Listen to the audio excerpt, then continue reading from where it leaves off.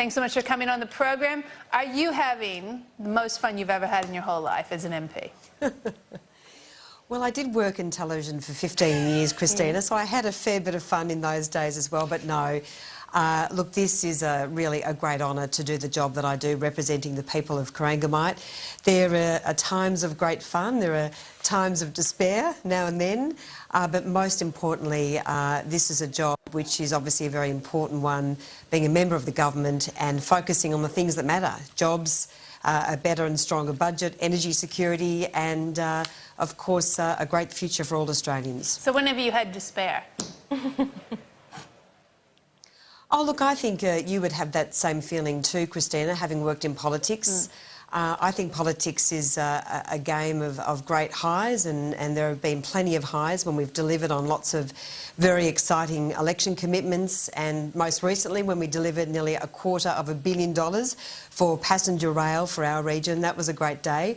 But there are also days when things don't go as well as they should. I mean, that's a fact of life, and that happens in many different industries. To be fair, Sarah, I was being a bit cheeky. I was being a bit cheeky there. I couldn't help you acknowledging the despair, and you are right. I think my despair as Premier of New South Wales is well known, so let's move on.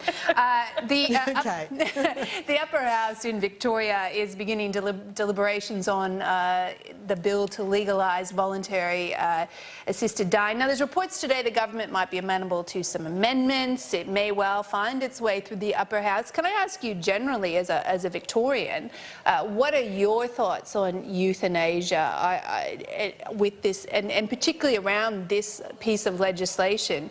You know, is it possible we're going to see it pass through this Parliament? Well, I desperately hope that this bill is not passed, Christina. I think this is a very dangerous piece of legislation. There are many risks posed by this bill, particularly for the most vulnerable in our community, including the mentally ill, people who are disabled and, of course, seniors. And, you know, there aren't even appropriate safeguards whereby a doctor supervises the taking of this lethal medication. As I say, I really hope this bill is not passed. It sets up a culture of death, frankly, in Victoria, and I think across the political spectrum we've seen everyone from Malcolm Turnbull, Paul Keating, Kevin Rudd, all speaking out against this bill.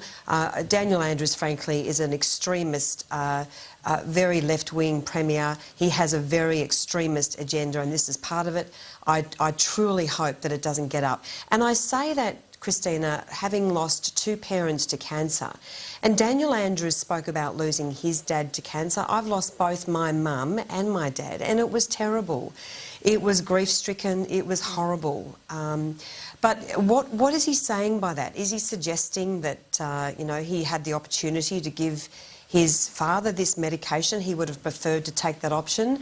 I mean, frankly, I am really impressed by Matthew Guy's commitment, an additional $140 million that he will be committing to palliative care if he does win the next election. What does it say about the priorities of the Australian Christian lobby, who've been spending millions and millions of dollars on the No campaign for same-sex marriage, and really at a national level they've been quite quiet when it comes to campaigning against euthanasia? Well, look, I respect freedom of speech and I respect every organisation to lobby in the way they see fit. But I agree that I think that this perhaps hasn't had the elevation at a national level that it should have had. As I say, I think this is a very dangerous piece of legislation. There are many risks posed by the bill. You know, there is, and I frankly think it'll set up a real culture of dying in this state. So I would like everyone to get on board to lobby against this bill, and particularly Liberal members in the Upper House. I think they should all be very firmly against this bill.